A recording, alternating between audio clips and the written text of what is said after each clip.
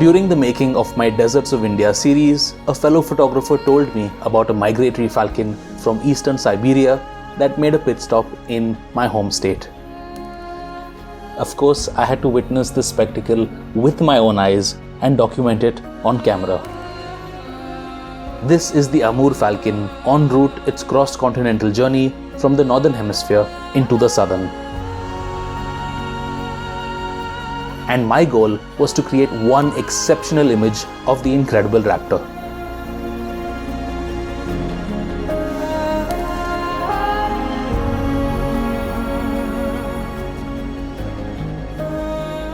Stay tuned for the photographs and the many stories behind them.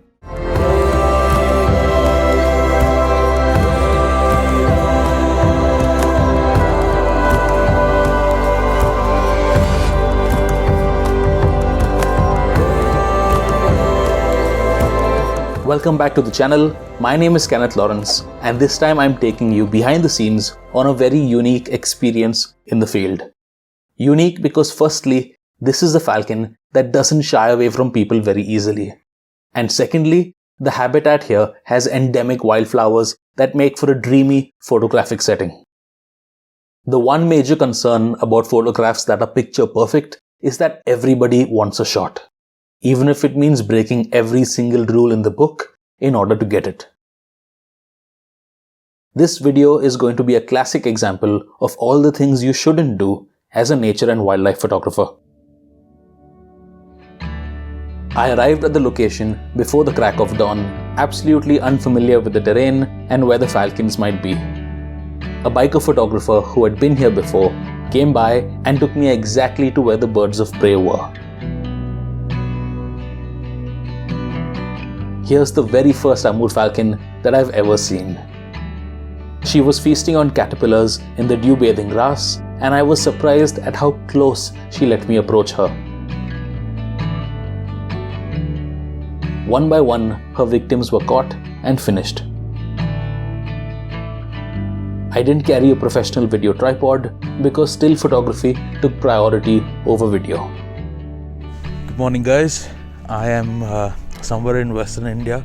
I've driven about 2.5 hours from home, and I'm not going to disclose this location because the particular falcon that I'm after, I'm not the only one after it. There are a ton of people, and you can probably see there in the background, and they're also across in the direction I'm looking at. There are other bird life that you can find out here, but at the moment this one steals the limelight. I got a couple of shots early this morning, and it was pretty dark. I was the only one here, and there was another biker photographer, but now there are at least 20 cars out here of photographers from various parts of the state.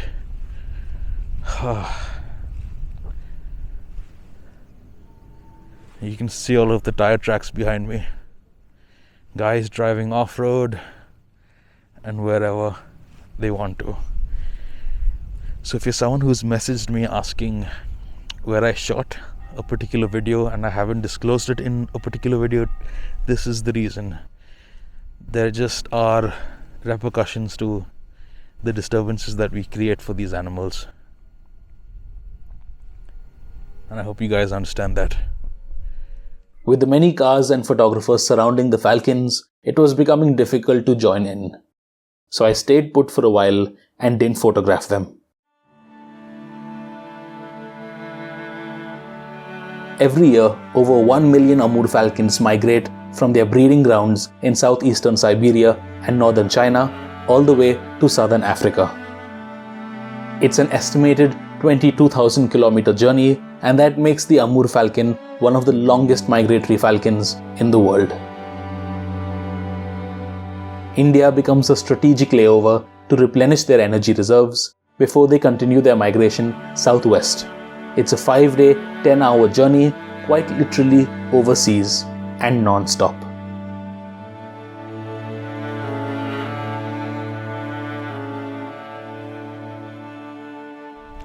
So I've been scanning the other side of the river for a while, and it looks like the bird has settled down there. There are way too many cars, and I don't think I'm gonna go that side. I'm just gonna wait on over here until it comes back. And all of this back and forth for the poor bird isn't good. It's expending way too much energy, and it's consuming way lesser than it should. This is in fact a pit stop for the guy, and the poor little guys are having to sort of get chased throughout the day, every day, for the amount of time they spend here. It's absolutely ridiculous. Absolutely ridiculous.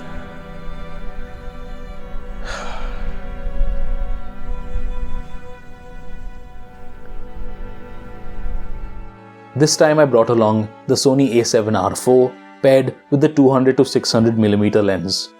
A big shout out to my friends at Accord Equips for lending me this camera and lens setup. So I've decided to move from the spot that I was waiting at and head on over to where the Falcon is. Surprise, surprise, I don't have enough fuel at the moment. I didn't imagine we'd be covering so much ground out here, moving back and forth non-stop. These flowery fields are absolutely gorgeous, and I'm hoping to get maybe one shot, at least one shot of the Amur Falcons sitting in these fields. That's going to be one stunning image.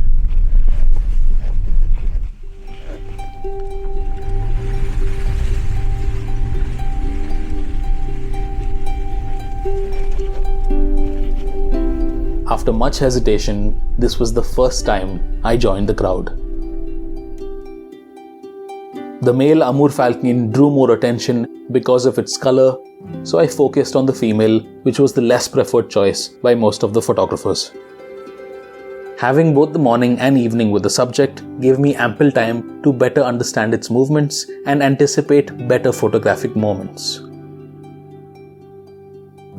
You want to know where it's most likely to sit, how it takes off, how it lands, and so on. Initially, all I had were back shots. Then a short while later, a profile angle. But it was still not enough to make that one exceptional image that I was after. Close shots like these with a wild bird would normally be impossible without a camouflage hide. But here I am, in plain sight, face to face. My shooting angle was still too high, so I packed up the lightweight tripod and went completely handheld. Look at the background before and look at it now. So much more pleasing to look at. Lady Amur went into the grass to catch caterpillars. The lower her height, the better the image. All this time, I wasn't able to shoot the behind the scenes because she had my complete attention on the main camera. As the light was getting harsher, she began searching for prey within the wildflowers. A different posture, moments before taking off. I was getting closer to the type of image I imagined. My only mistake was that my shutter speed was too slow to freeze a high-speed flight. I tend to keep my shutter on the lower side so my ISO remains minimum and I avoid digital noise. This was my second chance at getting a flight shot. And right at the moment where I couldn't afford any mistakes, other photographers casually walked into my frame. That was so annoying, and this other guy, you can clearly see the falcon's attention going straight at him. She flew off, caught another caterpillar, and I missed a flight that could have possibly been the best moment.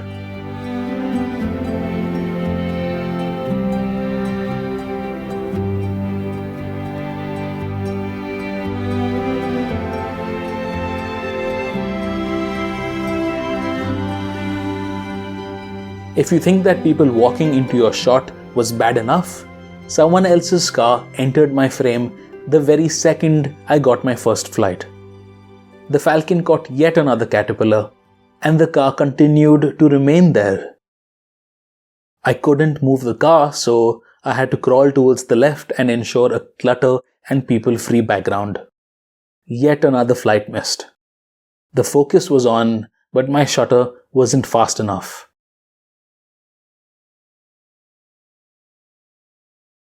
She perched herself on the rock once more, and something told me that this was the last chance I had. But then another car came.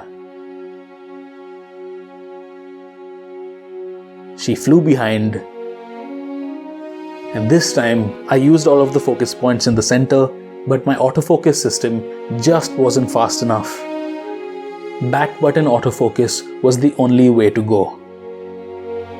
I got a takeoff, satisfying, but it didn't quite hit the spot.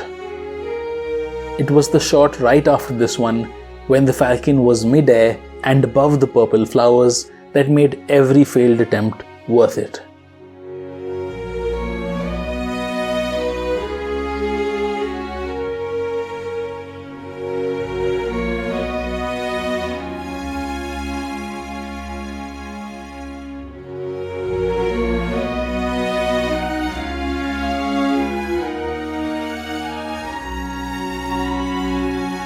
Surprisingly, she returned to the same rock with the kill.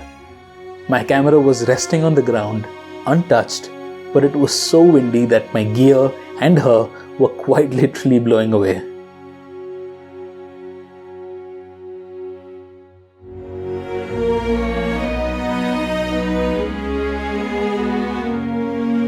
During this time, I took a few images on the Sony A7R IV as well. It has a 61 megapixel sensor, and that renders incredible detail and resolution in good lighting conditions.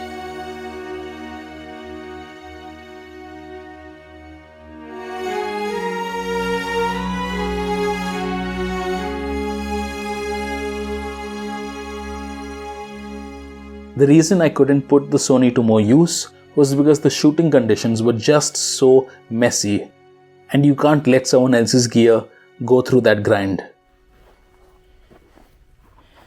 So that's the tripod base plate. You can see right there. And the body has got all sorts of muck on it, which has dried up. Whoa. Yeah, look at it right there. Camera strap. I think that'll have to go in the washing machine with myself. It was post-noon now. Almost all the other photographers had left, and I casually went back to my morning spot on the other side of the water. As luck would have it, the male Amur Falcon showed up right next to me, looking out for movement in the grass.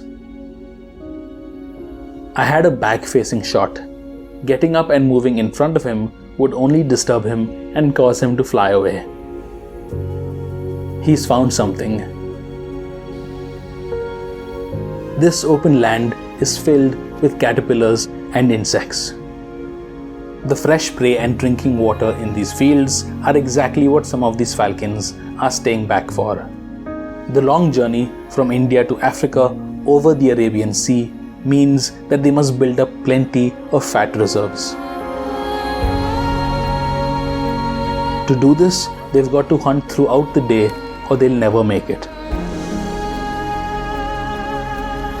Whilst I was waiting for the male to turn around in my direction, a little visitor swung by. Let's rewind that and watch it frame by frame. It looks like some species of wasp. I'm not sure which particular one because there are several thousands of them. It took off in 11 frames out of the 30 frames per second that it was shot in. That's a little over 1/3 of a second. After several minutes of waiting, the Amur Falcon turned towards me. This was my opportunity to make a detailed full-body portrait image.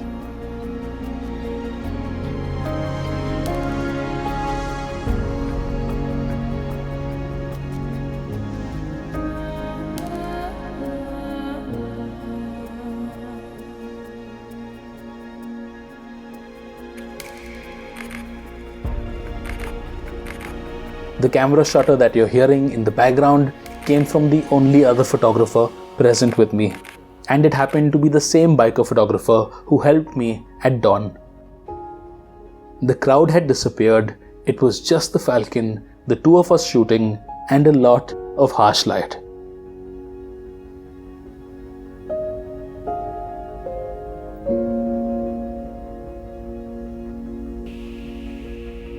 I let the Amur Falcon be and waited until the evening came.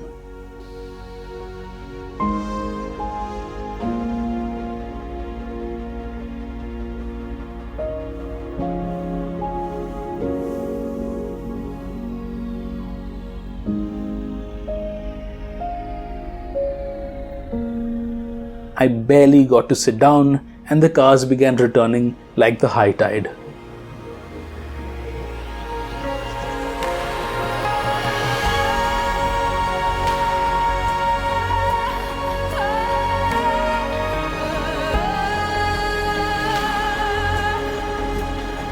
"22 photographers lying down here. I was number 23. I wasn't shooting, I was just enjoying being with the Falcon and bringing you some of the behind the scenes. It was only when I put my main camera away did I realize why the Amur Falcons were so seemingly bold by letting us all approach them. In reality, I don't think they were being bold at all. They stayed there in front of us because they were trying to conserve their energy by reducing their flights in between meals. This was a basic observation, but to most of the photographers, it became an invitation.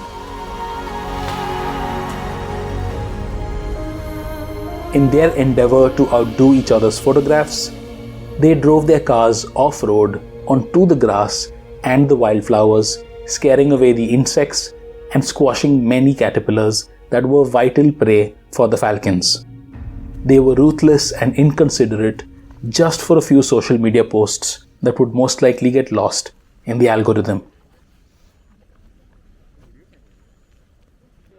I briefly rejoined the crowd to take photographs. Filming the behind the scenes along with still photography caused me to miss out on some moments. So I had to put aside that camera again. The female was on the hunt and I had a slow shutter of 800, not fast enough for action photography. I was too focused on not missing the moment that I forgot to dial in a faster shutter speed. The tail end of the Falcon came out sharp, but the main portion with the kill still alive had motion blur. You can even see the Falcon blinking.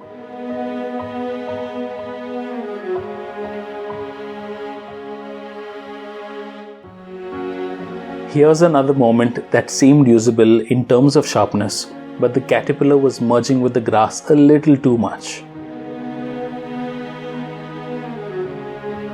She began to rip it apart, and I continued firing the shutter with the hope of having at least one decently sharp image.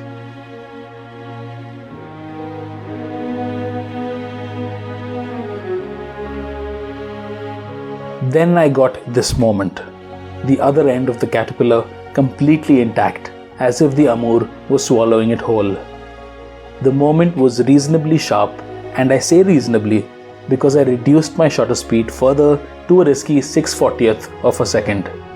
A very steep gamble for shooting action, but I was prioritizing a noise-free image as opposed to a faster shutter speed with more noise because of the high ISOs. And it just so happens that my one usable shot had a car moving in the background. But luckily, that was easy to remove in post.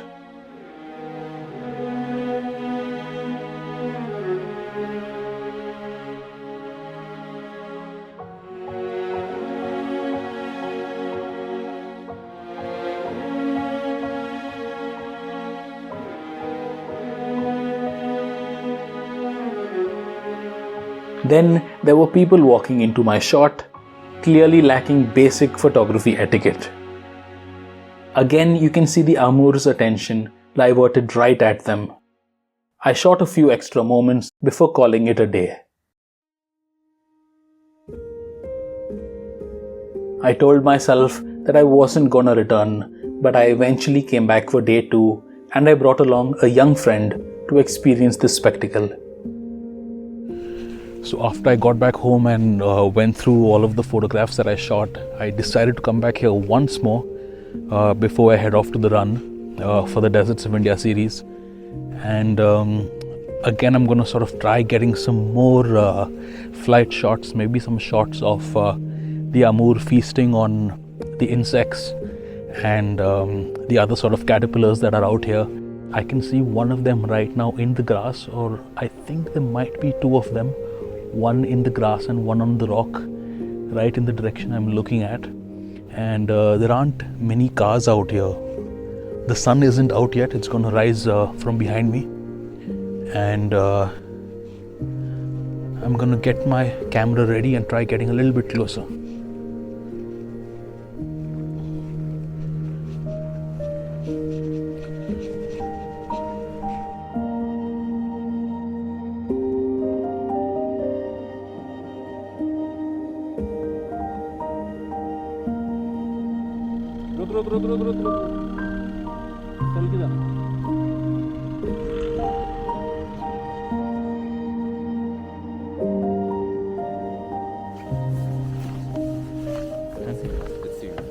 That's fine.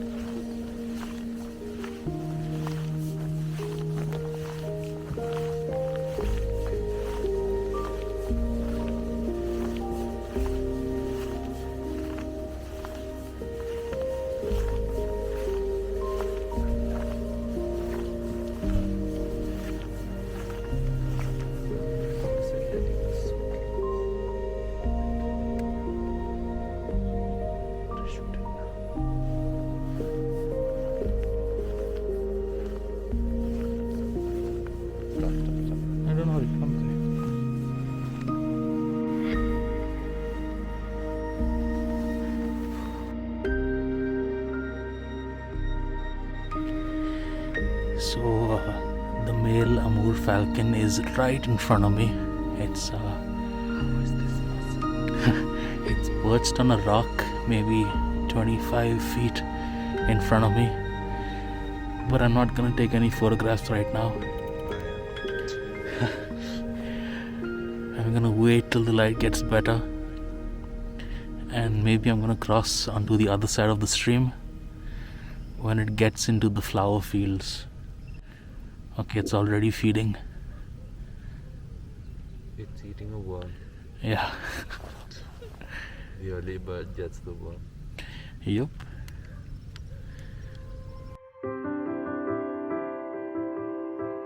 The Amur spent the early hours fueling up on calories again.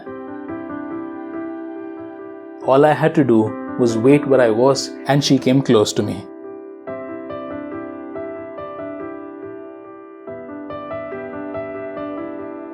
The sun still isn't out and it's quite foggy right now. And I'm the only photographer out here right now getting a shot of this Amur. The other cars are all that side. This is prime sighting.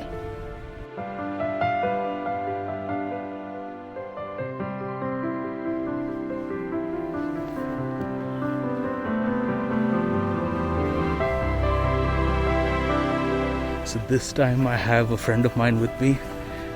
Hello. His name is Kian Mugaseth. His ancestors used to own an island in the Indian Ocean, and now it's gone away. It's called Sri Lanka.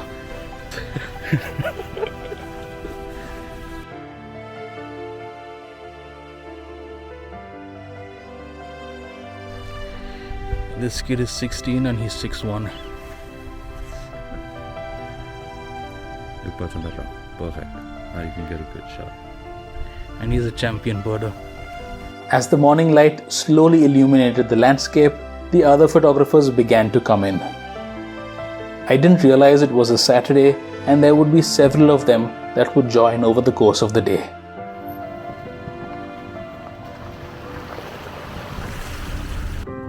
This time I only carried my 5D.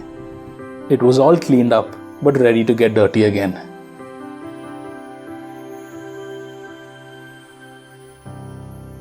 These painted storks are one of the largest wading birds, and they are classified as near threatened. Spoonbills soon joined the party, and so did the other photographers, speeding in the background to get shots of the falcons and the lesser kestrels.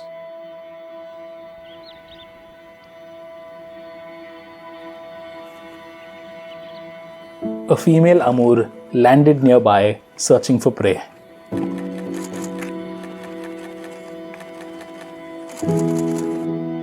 I decided to shoot wider this time, keeping large negative space on top for potential flight shots.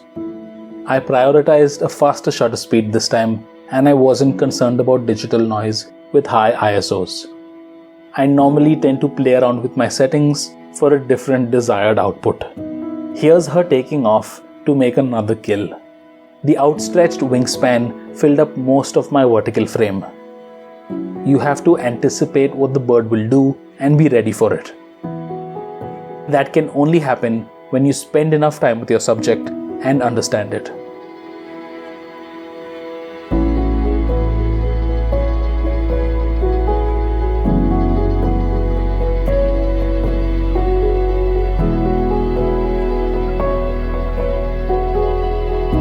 A fallen branch nearby made for a more natural perch as compared to a rock. There was movement in the flowers and she took off again. Without fail, there was another car in the background, and needless to say, she got disturbed, fled the site, and ate mid-air as opposed to being comfortably perched.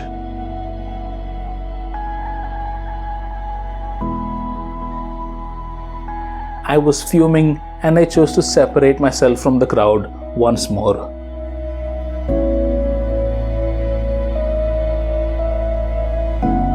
This time when I was crossing the water stream, my car got stuck in it.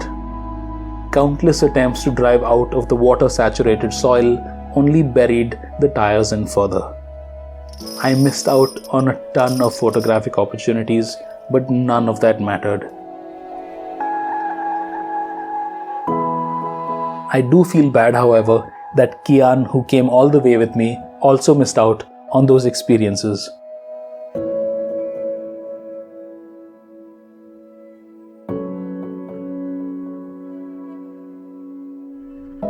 A local villager approached me, asking if there was a car race happening, and it was quite rattling to hear his perspective.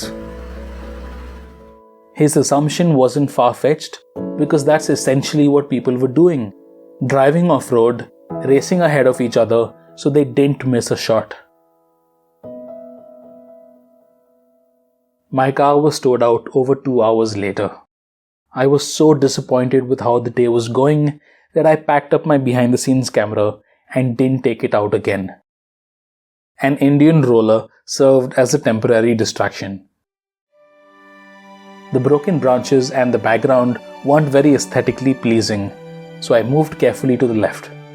The greens of the background complemented the blues of the bird and balanced my overall image. I stayed with the roller for a while until it sat on a plant whilst foraging. That's the image I chose to process.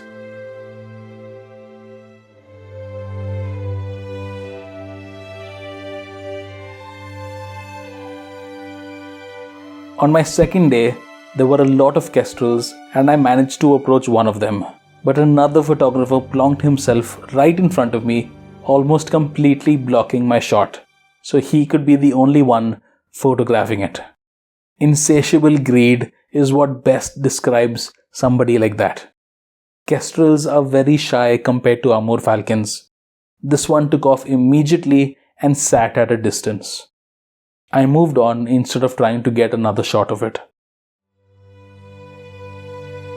There was a male Amur flying around and hunting in the evening, but the sheer number of vehicles were making it impossible for both the birds to go about their day in peace, as well as the few serious photographers trying to document the spectacle. I wanted to photograph a wide angle of this male in the grass, but as if things couldn't get any worse, this gigantic SUV drives off-road, destroying the habitat and crushing potential prey in its path. Just look at the size of those tires compared to the falcon. I mean, don't these people even realize how insensitive and selfish they're being? They didn't even have cameras ready and were just driving around aimlessly. The poor falcon was forced away time after time, driven to exhaustion. There was a brief moment before sunset when both the male and female falcons were in the same frame. By now it was obvious that I would have some photographer photobombing my imagery. And they even kept me in the background of their own shots. At least the second guy walked out. But then Mr. 3/4 walked in on cue. Everything is calm, now it's midnight. Everybody's sleeping, all is peace. When the geniuses left, I was lucky to still have both the male and female falcons in one frame. Walking through a midnight wonderland. The wise men keeping watch, now it's midnight. At this moment, I packed up my camera and chose to stop shooting. And the star will always shine. I reunited with Kian, who was separated from the crowd, and we continued to wait until everybody had left. It was much after sunset now. All the avian activity had finished, and it was safe to take a quick aerial glimpse of the landscape. A breathtaking layover of one of the longest migratory raptors in the world.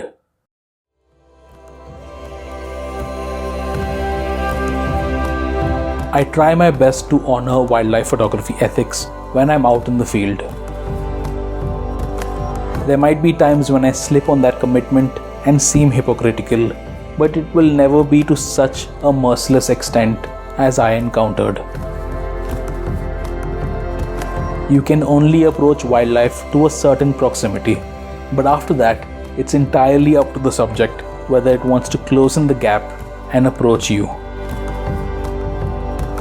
I'm going to spend Jan, Feb and March shooting back to back, and that's going to leave me with limited time to write scripts, edit those videos and upload them.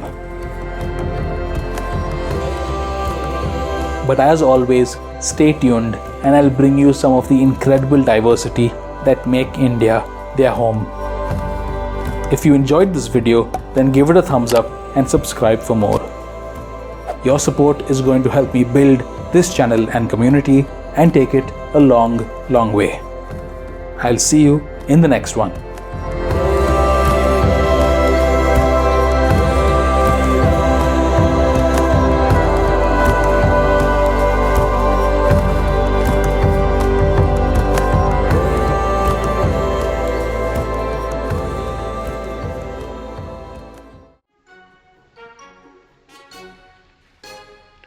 Kian.